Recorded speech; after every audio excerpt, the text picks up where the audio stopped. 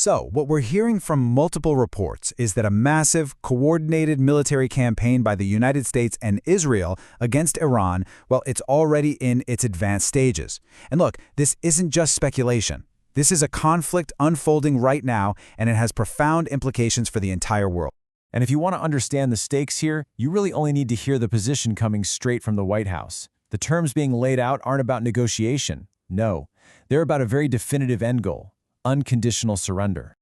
Okay, so let's dive in. To really make sense of all this, we're going to break it down and look at it from 4 different angles. First, the battlefield itself, what's happening in this two-front war. Then we'll get into the war of words, the politics and the divisions. After that, we'll tackle the biggest question: what's next for Iran? And finally, we'll zoom in on the people who are caught right in the middle of it all. All right, first up, the military campaign. It's reportedly being called Operation Epic Fury, or Roaring Lion. And honestly, the initial reports paint a picture of a really effective and destructive series of strikes. It looks like the primary target is Iran's ability to project its power. According to the Israeli Defense Forces, the IDF, a staggering 60% of Iran's ballistic missile launchers have been neutralized. I mean, taking out that many launchers, that severely cripples the regime's long-range threat to its neighbors. And it's not just happening on land. At sea, Iran's Navy has been, and I'm quoting a source here, decimated. We're talking over 30 vessels. And that includes a pretty significant drone carrier that was apparently the size of a World War II aircraft carrier, all reportedly sunk or destroyed. And the impact of these operations? It was apparently immediate.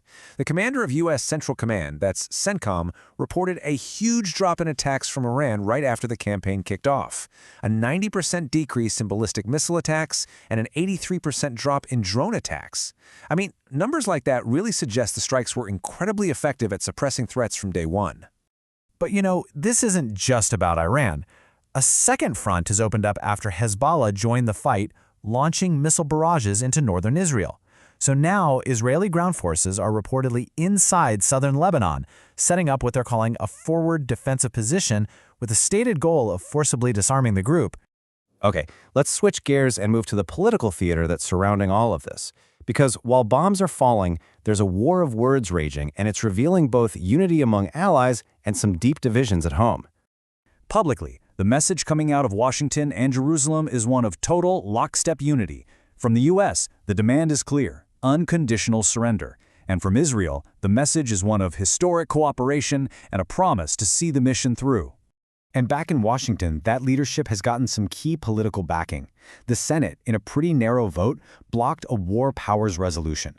Now, what that does is it effectively allows the president to continue military action without having to get more approval from Congress, which is a huge political win for the administration. So you have to ask, how is all this pressure affecting Iran internally? Well, according to the chairman of the House Intelligence Committee, the regime's leadership might just be losing its grip. This could be what's prompting these desperate, uncoordinated attacks on its neighbors. We're talking 12 different countries by one count. And the result?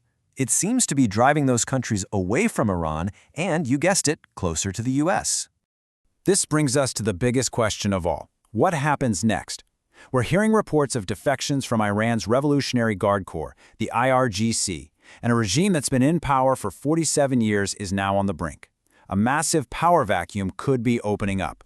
And wouldn't you know it, figures are already stepping forward to try and fill that void. Reza Pahlavi, who is the son of the last Shah, has made this extraordinary announcement.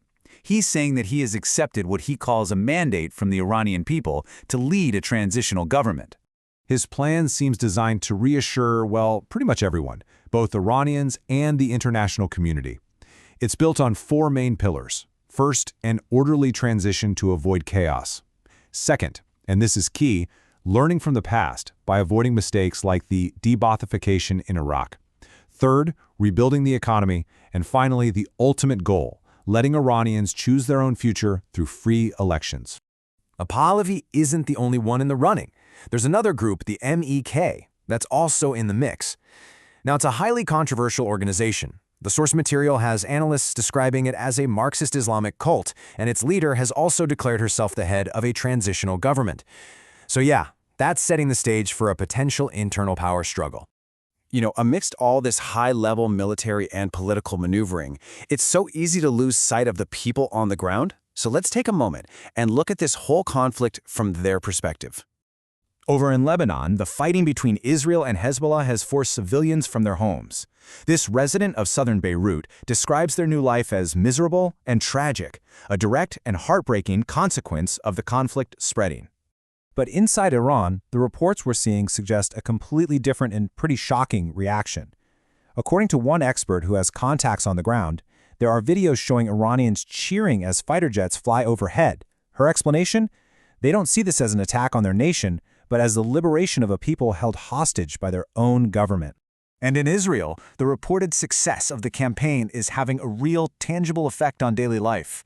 With incoming missile fire down so significantly, authorities are actually easing restrictions, allowing some workplaces and small gatherings to resume. It's a cautious step back towards some kind of normalcy, even while the war is still going on. So, when you look at the whole picture, this is so much more than a simple military strike.